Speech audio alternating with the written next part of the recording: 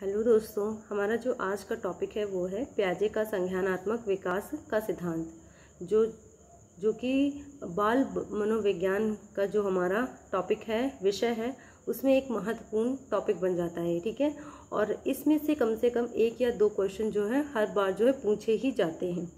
तो चलिए हम अपना आज का जो है स्टार्ट करते हैं। पियाजे का जो जन्म है वो 1886 ईस्वी में जो है स्विट्जरलैंड में हुआ था, और ये जो पियाजे थे वो एक स्विस मनोवैज्ञानिक और उसके साथ ही एक जीव वैज्ञानिक भी थे। इनकी जो पुस्तक है उसका नाम था the language of thought of child. 1923 में जो है ये प्रकाशित हुई। ठीक है, और जीन पियाजे को जो है विकासात्मक मनोविज्ञान का जनक भी कहा जाता है। इस थ्योरी से रिलेटेड कुछ महत्वपूर्ण बातें हैं जिनके ऊपर जो है कुछ प्रकाश डाला गया है। जैसे जानिए, संज्ञानात्मक पक्ष का अध्ययन किया इन्होंने, जीन पियाजे ने।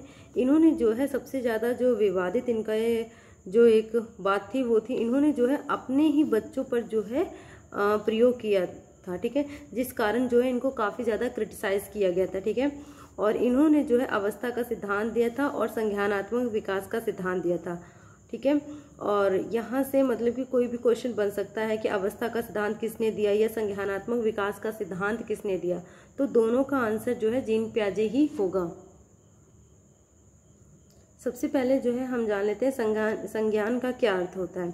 संज्ञान शब्द का अर्थ होता है जो चीज़ें हमारे ज्ञान से रिलेटेड हो। ठीक है, हमारे कॉग्निटिव डेवलपमेंट से जो रिलेटेड है उसी को जो है संज्ञान कहते हैं। ठीक है, उसके बाद जो है पियाजे की जो थ्योरी थी उसके कुछ बेसिक कॉन्सेप्ट थे जिनके बारे में जानना बहुत ज़्यादा ज़रूरी है।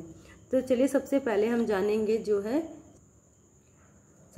जानेंगे स्कीमा के बारे में। स्कीमा क्या होता है?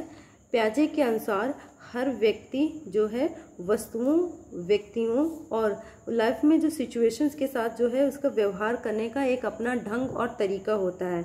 ठीक है, इसी को जो है हम लोग स्कीमा कहते हैं। उस चीज़ से वो डील कैसे करेगा, इस चीज़ को जो है हम स्कीमा कहते हैं। तो स्कीमा के बारे में जो है पियाजे ने क्या कहा है? पियाजे का विचार था कि हर व्यक्ति वस्तुओं, व्यक्तियों और जीवन में जो अवस्थाएं या सिचुएशन के साथ जो है उसका व्यवहार करने का अपना एक खुद का जो है एक ढंग होता है, जिसको इन्होंने क्या कहा है? स्कीमा कहा है। आत्मीकरण यानी कि असिमिलेशन। जब बालक एक नई समस्या पर अपने मन से विद्यमान स्कीमा का प्रयोग करता है तो इस सिचुएशन को क्या कहते हैं? आत्मीकरण। उसके जो पिछले अनुभवों पर तैयार की गई जो पृष्ठभूमि होती है, बालक उसका जब प्रयोग करता है तो ऐसी स्थिति में इस चीज़ को हम क्या कहते हैं? आत्मीकरण यानी कि असिमिलेशन। उसके बाद हम लोग जो है बात करेंगे समायोजन यानी कि अकोमोडेशन।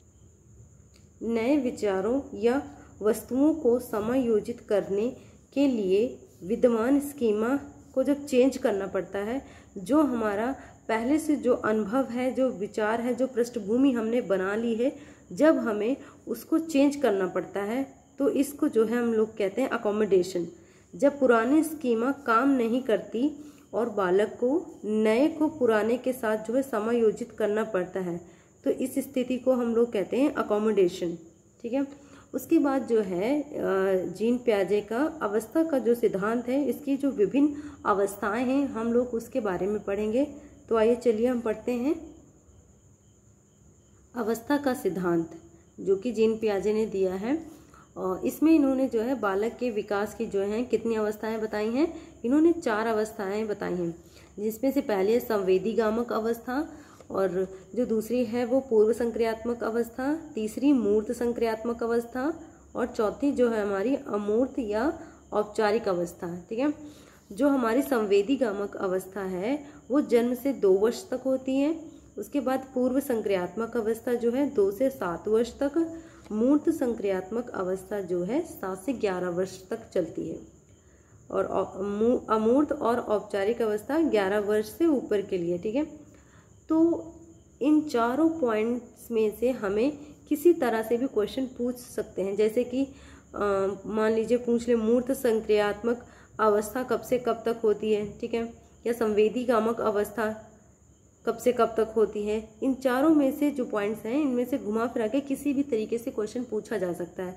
तो ये चारों पॉइंट जो हैं हमारे स्टेजेस हैं जो ये काफ़ी इंपॉर्टेंट हो जाती हैं और इनसे एक क्वेश्चन पक्का ही बनता है। हमारी पहले स्टेज जो है संवेदी गामक अवस्था, इसके बारे में हम जानेंगे, इसकी कुछ खास विशेषताएं और इसके जो है कुछ पॉइंट्स हैं। जैसे ये जन्म से 2 वर्ष तक चलती है, ठीक है। इसमें जो बालक का होता है वो इंद्रियों के साथ अनुभव होता है। बालक जो है गामक क्रियाएं करता है, जैसे खिलौनों का पकड़ना और खेलना, क्योंकि इस स्टेज में बच्चा जो है सिर्फ अपने आप में ही रहता है, ठीक है। वो हम मतलब कि बड़े लोगों की तरह सोच विचार नहीं कर सकता है, तो उसकी जो क्रियाएं सीमित होती हैं, जिस कारण जो है इसको संवेदी गामक अवस्था कहा जाता है, जिसमें बच्चे का जो है सिर्फ खिलौनों का पकड़ना, खेलना, इन्हीं चीज़ों से जो है उसका अनुभव होता है, यानी कि इंद्रियों के साथ ही जो है उसका जो है ज़्यादा अनुभव रहता है। हमारी सेकंड स्टेज है पूर्व संक्रियात्मक अवस्था, जो कि चलती है 2 वर्ष से 7 वर्ष तक। और इस जो पूर्व संक्रियात्मक अवस्था है इसको खिलौनों की आयु और भाषा का विकास जो है बच्चे का जो है इस स्टेज में आरंभ हो जाता है। पूर्व संक्रियात्मक अवस्था को जो है खिलौने की आयु भी कहा जाता है। तार्किक चिंतन क्रियाएं इस समय तक जो है पूरी नहीं होती हैं। बच्चे में जो तार्किक चिंतन होता है, तर्क वितर्क होता है, वो इस समय तक जो है प्रारंभ नहीं होता, क्योंकि अभी बच्चा सिर्फ 2 से 7 वर्ष का ही है। इसमें बच्चे का इतना विकास नहीं होता है, मानसिक विकास नहीं होता है कि वो किसी चीज़ के ऊपर तर्क या वितर्क कर सके, ठीक है। यह पूर्व तार्किक या हम कह सकते हैं आंशिक तार्किक अवधि होती है, ठीक है। और उसके बाद हमारी अगली स्टेज है मूर्त संक्रियात्मक अवस्था, और यह जो है 7 से 11 वर्ष तक होती है। इसकी स्टेज ये जो है मूर्त संक्रियात्मक अवस्था है, ये 7 से 11 वर्ष तक जो है चलती है। और इसमें जो है बच्चे का तार्किक चिंतन जो है आरंभ हो जाता है। क्या होता है? तार्किक चिंतन आरंभ हो जाता है, बच्चा जो है तर्क वितर्क करने लगता है। परंतु तार्किक चिंतन जो है मूर्त वस्तुओं तक सीमित रहता है, यानी कि बच्चा जो चीज़ें देख सकता है, जो चीज़ें उसकी जो है इंद्रियों के सामने होती हैं, उन्हीं के विषय में जो है तर्क वितर्क कर सकता है। यानी कि इस समय जो है बच्चा अमूर्त वस्तुओं के बारे में चिंतन नहीं कर सकता है। जो चीज़ें बच्चे की आंखों के सामने नहीं है वो उनके बारे में बातें नहीं कर सकता है या उनके बारे में तर्क वितर्क नहीं कर सकता है। तो वो सिर्फ मूर्त वस्तुओं तक ही सीमित रहता है उसका चिंतन। भाषा जो है बच्चे की इस समय तक जो है सामाजिकृत हो जाती है और बच्चा जो है दिन, तारीख, महीना याद करना और उनके बारे में जान चुका होता है इस स्टेज तक। उसके बाद हमारी अगली जो स्टेज, चौथी स्टेज है जो हमारी औपचारिक क्रियात्मक अवस्था या फिर इसको हम अमूर्त स्टेज भी कहते हैं, औपचारिक क्रियात्मक अवस्था। इसमें जो बच्चा होता है उसकी एज जो होती है 11 से ऊपर हो जाती है, ठीक है। 11 वर्ष से ऊपर हो जाती है एज। इसमें बच्चा जो है मूर्त के साथ अमूर्त चिंतन करना जो है प्रारंभ कर देता है, यानी कि जो वस्तुएं उसकी आंखों के सामने दिखाई दे रही हैं उनके बारे में भी और जिनके बारे में जो है कल्पना करनी है, जिनको वो देख नहीं सकता है, उनके बारे में भी चिंतन प्रारंभ कर देता है। जो अगर उसके सामने कोई प्रॉब्लम आ रही है तो उस प्रॉब्लम को सॉल्व करने के लिए वो जो है कई सारे रास्ते खोज सकता है या उनके बारे में सोच सकता है, जो कि जो है मूर्त संक्रियात्मक स्टेज में पॉसिबल नहीं थी। बट इन दिस स्टेज बच्चा जो है समस्या समाधान की बहुत सारी संभावनाओं की परिकल्पना जो है कर सकता है। तो ये थी जीन पियाजे के जो संज्ञानात्मक विकास का सिद्धांत था उसके बारे में महत्वपूर्ण पॉइंट्स थे ये।